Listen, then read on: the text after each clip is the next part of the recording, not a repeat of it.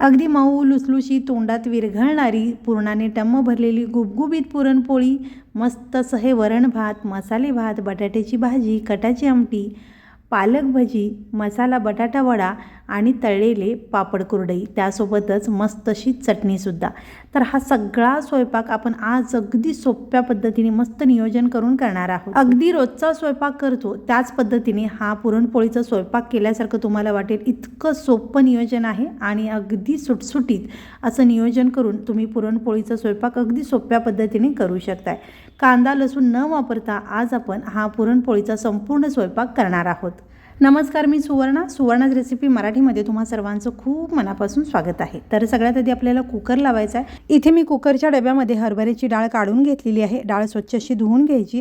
वरण करण्यासाठी तूर डाळ घेतलेली आहे, ही डाळसुद्धा धुवून घ्यायची. दोन्ही डाळी स्वच्छ अशा धुवून घेतलेल्या आहेत. आता इथे मी लगेच कुकर लावणार आहे, पण तुमच्याकडे जर वेळ असेल तर 15 ते 20 मिनिटे किंवा अर्धा तास या दोन्ही डाळी भिजवून घेतला तर कुकरला कमी शिट्ट्या द्याव्या लागतील आणि अगदी कमी वेळात डाळ शिजली जाईल. भाजी आणि वड्यांसाठी इथे मी बटाटे स्वच्छ धुवून घेतलेले आहेत आणि इथे तांदूळ स्वच्छ धुवून गरजेनुसार पाणी आणि मीठ घालून घेतलेलं आहे. इथे मोठ्या आकाराचा कुकर घेतलेला आहे. 1 ग्लासभर पाणी घातलेलं आहे. खाली एखादी प्लेट ठेवायची. आता या कुकरमध्ये सगळ्यात खाली हा डाळीचा डबा ठेवलेला आहे. याच्यामध्ये थोडीशी हळद घालायची म्हणजे पोळीला रंग छान येतो.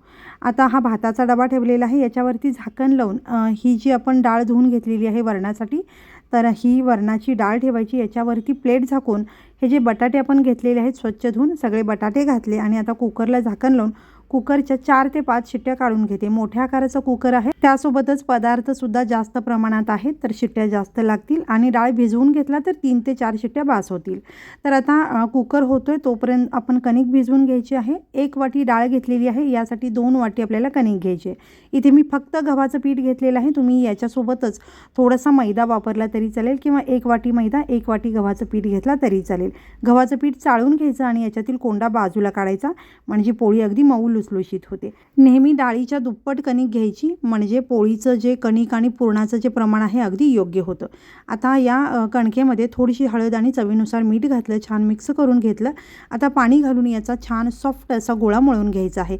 आपण चपातीसाठी जशी कणिक अगदी मऊसूद भिजवतो तशीच ही कणिक भिजवायची आहे. आता ही पुरणपोळी जर तुम्ही मोठ्या प्रमाणात करत असाल, अर्धा किलो, पाव किलो, 1 किलो, तर डाळ मोजून घ्या एखाद्या भांड्याने आणि त्याच भांड्याने दुप्पट कणिक घेऊन अशा पद्धतीने मळून घेतला तर प्रमाण अगदी परफेक्ट होतं. आता इथे बघा ही कणिक अशी मऊसूद मळून घेतलेली आहे. ही कणिक आता आपल्याला झाकून ठेवायची आहे आणि 5 मिनिटानंतर पुन्हा एकदा मिनिटभर याला मळून घ्यायचं आहे. तर ही कणिक भिजते, कुकरच्या शिट्ट्या झालेल्या आहेत, कुकर थंड होतोय तोपर्यंत आपण वाटणाचं सगळं काम करून घेऊयात. सगळ्यात आधी इथे मी चटणी बनवणार आहे. इथे चटणीसाठी मी कोथिंबीर, पुदिना, ओलं खोबरं, जिरं, आलं, मीठ आणि मिरची घेतलेली आहे. तुम्हाला चटपटीत चटणी बनवायची असेल तर याच्यामध्ये थोडंसं चिंच किंवा लिंबाचा रस आणि साखर वापरला तरी चालेल. तर इथे कटाच्या आमटीचं वाटण मी बनवणार आहे. यासाठी कोथिंबीर, सुकं खोबरं, ओलं खोबरं, जिरं, आलं आणि तीळ घेतलेलं आहे. आणि इथे मी गोडा मसाला वापरणार आहे. तुम्ही जर गोडा मसाला, गरम मसाला वापरणार नसाल तर या वाटणामध्येच 2-3 लवंगा, 1 छोटासा तुकडा दालचिनीचा, स्टार फूलचा 1 छोटा तुकडा आणि 4-5 काळी मिरी या वाटणासोबत वाटून घेतला तर वरून कुठलाही मसाला घालायची गरज नाही. आता इथे आणखीन एक वाटण आपल्याला बनवायचं आहे, ते म्हणजे आलं, मिरची आणि कोथिंबीरीचं. आता हे जे वाटण आहे ते आपल्याला मसाले भात, बटाट्याची भाजी, वडे आणि त्यासोबतच भजीसाठी लागणार आहे. पाणी न टाकता हे आलं, मिरची आणि कोथिंबीरीचं वाटण बनवलेलं आहे. हलकंसं पाणी टाकून ही चटणी बनवलेली आहे आणि कटाच्या आमटीसाठी हे वाटणसुद्धा हलकंसं पाणी टाकून बनवलेलं आहे. आता 5 मिनिटानंतर पुन्हा एकदा तेलाच्या हाताने ही कणिक अगदी मिनिटभर मळून घ्यायची आणि आपण पोळ्या करेपर्यंत ही कणिक अशीच झाकून ठेवायची म्हणजे हे कणिक अगदी मऊ लुसलुशीत होतं आणि पोळ्या अगदी छान तयार होतात. तर ही टिप नक्की फॉलो करा. कणिक एकदाच मळून न ठेवता 2 वेळेला थोड्याशा अंतराने अशा पद्धतीने कणिक मळून ठेवलात तर अगदी मऊ लुसलुशीत कणिक तयार होतं. पुन्हा आता झाकून ठेवलेलं आहे. पोळ्या करेपर्यंत ही कणिक मी असंच ठेवणार आहे. आता कुकर थंड झाल्यानंतर हे सगळं साहित्य बाहेर काढून घेते. सगळ्यात आधी बटाटे काढलेले आहेत आणि ही जी डाळ आहे वरणाची अगदी मऊसूद शिजलेली आहे. भातसुद्धा अगदी छान तयार झालेला आहे आणि हरभऱ्याची डाळ ही काढून घेते आणि भात गरम राहावा यासाठी कुकरमध्येच घालून बाजूला ठेवून देते. आता इथे सगळ्यात आधी आपल्याला हरभऱ्याची डाळ काढायची आहे. डाळ अगदी मऊसूद शिजलेली आहे. तर आता कटाची आमटी करण्यासाठी या डाळीमध्ये पुरेसं येळवणीचं पाणी नाही आहे, तर मी काय केलेलं आहे, इथे थोडंसं गरम केलेलं पाणी या डाळीमध्ये घातलेलं आहे आणि डाळ अशा पद्धतीने थोडीशी मिक्स करून घ्यायची म्हणजे हे दाटसर असं येळवणीचं पाणी निघतं. तुम्हाला जेवढी आमटी करायची आहे त्या पद्धतीने तुम्ही यामध्ये गरजेनुसार पाणी घालून अशा पद्धतीने गाळून घेऊ शकता। तर आता सगळी डाळ चाळणीवरती घातलेली आहे, हलकीशी झाडून घ्यायची आणि याच्यामध्ये गूळ न घालता ही डाळ गरम असताना लगेचच आपल्याला ही डाळ गाळून घ्यायची आहे। तुम्ही इथे एखादी वाटी, ग्लास किंवा तांब्याचा वापर केला तरी चालेल। ही डाळ अशा पद्धतीने गरम असताना गाळून घेतलात तर अगदी पटकन ही डाळ गाळली जाते आणि खूप मेहनत न घेता झटपट आणि खूप सोप्या पद्धतीने आपलं हे पुरण बनून तयार होतं। अगदी 2 मिनिटात हे सगळं पुरण गाळून झालेलं आहे आणि अगदी मऊसूद हे पुरण तयार झालेलं आहे। आता हे पुरण आपल्याला शिजवून घ्यायचं आहे। कढईमध्ये हे सगळं पुरण काढून घेते। जास्त प्रमाणात जरी पुरण केलात तर या पद्धतीने तुमचा पुरण अगदी झटपट आणि खूप सोप्या पद्धतीने तयार होईल। तर आता यामध्ये गूळ घालायचा आहे। तर 1 वाटी हरभऱ्याची डाळ घेतली होती, 1 वाटीच आपल्याला गूळ घालायचा आहे। वजनामध्ये जरी तुम्ही हरभऱ्याची डाळ घेतला तर जेवढी हरभऱ्याची डाळ आहे तेवढाच आपल्याला गूळ घालायचा आहे। तर आता सुरुवातीला गॅस मी मध्यम ठेवलेला आहे। गूळ थोडासा मऊ होईपर्यंत आपल्याला हे एकसारखं मिक्स करत आणि मध्यम गॅसवरती हे पुरण अशा पद्धतीने शिजवून घ्यायचं आहे। गूळ थोडासा मऊ झाला की गॅस थोडासा वाढवायचा आणि एकसारखं मिक्स करत हे पुरण आपल्याला शिजवून घ्यायचं आहे। मोठ्या गॅसवरती एकसारखं मिक्स करत तुम्ही हा पुरण शिजवून घेतला तर अगदी 2 मिनिटांमध्ये हा पुरण शिजून होतो। तर इथे तुम्ही एकसारखं मिक्स करणं खूप गरजेचं आहे। जर गॅस मोठा ठेवला तर, बारीक गॅसवरती जर ठेवला तर अधूनमधून ढवळत हा पुरण शिजवून घेऊ शकता। तर आता गूळ विरघळल्यानंतर हा पुरण थोडासा सैलसर होतो आणि त्यानंतर आपल्याला एकसारखं मिक्स करत हा पुरण शिजवून घ्यायचा आहे आणि अगदी मिनिटभरामध्ये हा पुरण असा दाटसर होतो। मोठ्या गॅसवरती एकसारखा मिक्स करून हा पुरण मी शिजवून घेतलेला आहे आणि फक्त 2 मिनिटांमध्ये हा पुरण शिजून तयार झालेला आहे। पुरण असा दाटसर झाला की अगदी चिमूटभर मीठ घातलेलं आहे आणि इथे चमचाभर हा मसाला घालते। तर यामध्ये जायफळ, वेलदोडे, सुंठ आणि बडीशेप आहे। हे सगळं साहित्य छान भाजून याची पावडर करून ठेवलेली आहे आणि ही पावडर 1 चमचाभर घातलेली आहे। कुठल्याही गुळाच्या पदार्थांमध्ये ही 1 चमचाभर पावडर घातली की त्या पदार्थाला चव अतिशय सुंदर येते। आता मसाला आणि मीठ घातल्यानंतर पुरण पुन्हा एकदा छान असं मी मिक्स करून घेतलेलं आहे आणि आता या पुरणाचा असा गोळा होतो का ते बघायचं। या पुरणाचा मस्त असा गोळा होत आहे म्हणजे हे पुरण आपलं तयार आहे। यासोबतच अशी ही पळी यामध्ये खोचून बघायची, उभी राहिली पाहिजे म्हणजे पुरण आपलं परफेक्ट असं शिजून तयार झालेलं आहे। तर आता हे पुरण एखाद्या भांड्यामध्ये काढून थंड होण्यासाठी ठेवून देऊयात। पुरण शिजवत असतानाच एका बाजूला मी बटाटे सोलून असे काप करून घेतलेले आहेत आणि आता वरण करण्यासाठी ही जी डाळ आहे वरणाची ती एका भांड्यामध्ये काढून घेते आणि आता याच्यामध्ये आपल्याला गरजेनुसार पाणी घालायचं आहे। तुम्ही वरण शिजवताना यामध्ये गरजेनुसार पाणी घालू शकता। आता या वरणामध्ये चिमूटभर हळद घातलेली आहे, हिंग घातलेला आहे आणि चवीनुसार मीठ घालायचं आहे। यासोबतच थोडंसं गूळ घालते मी, इथे तुम्ही साखरेचा वापर केला तरी चालेल। थोडंसं जिरं घातलेलं आहे आणि इथे थोडीशी कोथिंबीर घातलेली आहे।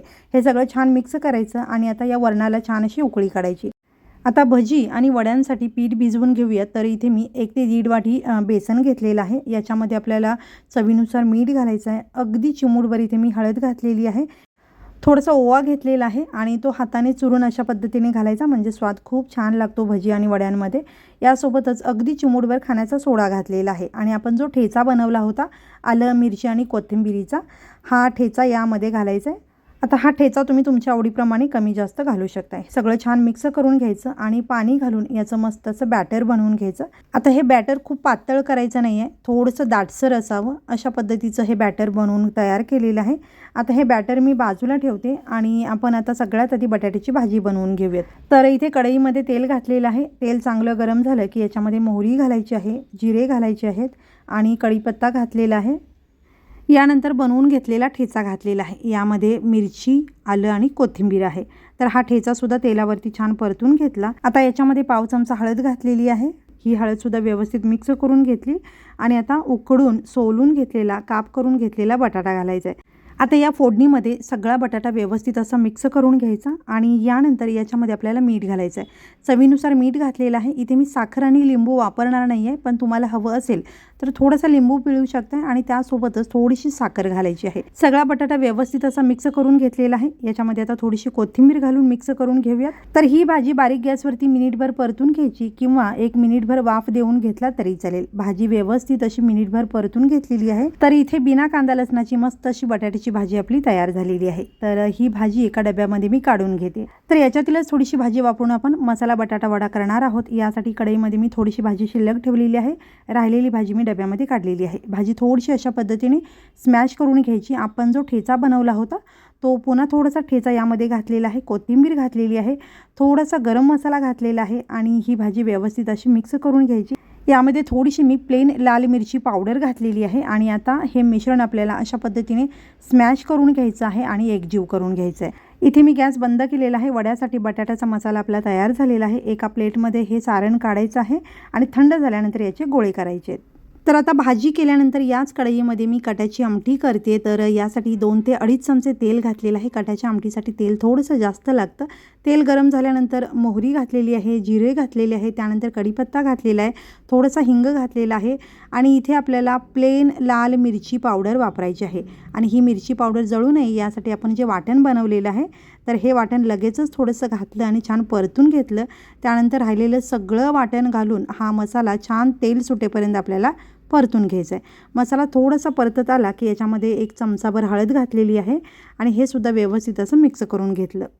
तर इथे आपण बिना कांदा लसूण हे सगळं जेवण बनवत आहोत। तर कटाच्या आमटीमध्ये रोजचं आपलं मसाला तिखट असतं ते अजिबात वापरायचं नाही आहे, त्यामध्ये कांदा लसूण असतो। तर इथे प्लेन लाल मिरची पावडरच वापरायची आहे।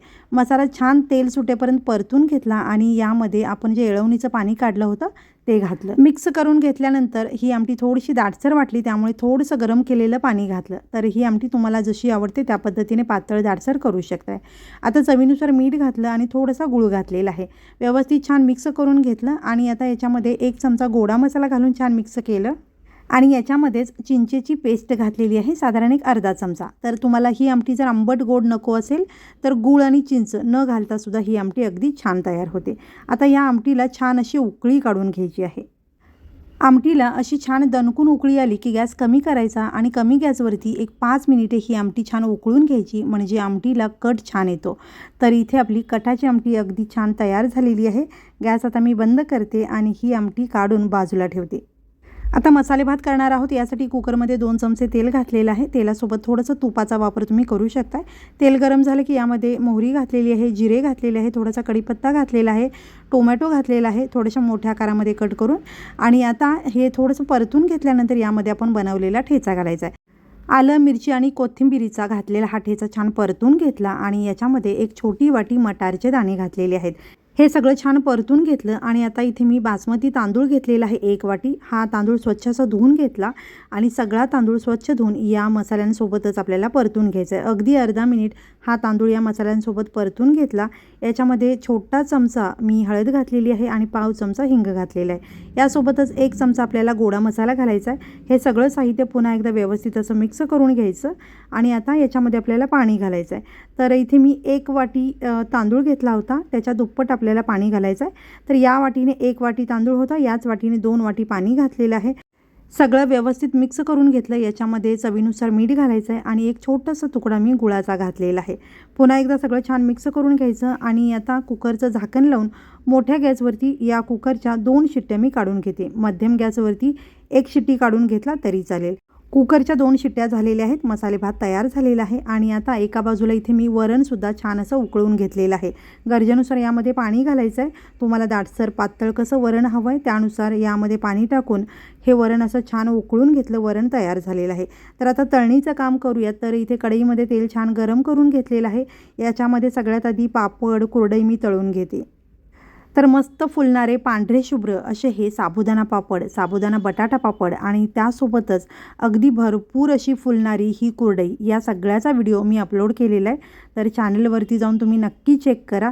साबुदाणा पापड, साबुदाणा बटाटा पापड, रव्याची कुरडई, तांदळाची कुरडई हे सगळे व्हिडिओ तुम्हाला बघायला मिळतील। पापड कुरडई तळून झालेली आहे। बटाट्याचा जो मसाला बनवला होता त्याचे असे छोटे गोळे बनवून घेतलेले आहेत आणि हे तयार करून ठेवलेलं पीठ पुन्हा एकदा छान असं फेटून घ्यायचं आणि आता हे जे वड्यांसाठी गोळे बनवलेले आहेत हे गोळे एक एक पिठामध्ये सोडून मस्त असं घोळवून घ्यायचं आणि तेलामध्ये सोडायचे। हे छोट्या आकाराचे असे हे मसाला बटाटा वडा मी केलेले आहेत। तुम्ही अशाच पद्धतीने मोठ्या आकाराचे करू शकता। चटणीसोबत किंवा नुसतेच खायलासुद्धा हे वडे खूप छान लागतात। तुम्ही या पद्धतीने हे वडे नक्की बनवून बघा। तर सगळे वडे मी याच पद्धतीने बनवून घेतलेले आहेत। सगळे वडे छान असे तळून घेतले आणि आता जे राहिलेलं पीठ आहे याच्यामध्ये बारीक चिरलेला पालक घातलेला आहे। घातलेला पालक पिठामध्ये व्यवस्थित असा मिक्स करून घ्यायचा आणि आता गरम तेलामध्ये ही आपल्याला भजी सोडून घ्यायची। तर ही मध्यम आकाराची अशी मी भजी सोडून घेते आणि छान खरपूस अशी ही भजी आपल्याला तळून घ्यायची आहेत। अगदी खुसखुशीत, बाहेरून मस्त कुरकुरीत आणि आतून अगदी सॉफ्ट अशी ही भजी तयार होतात.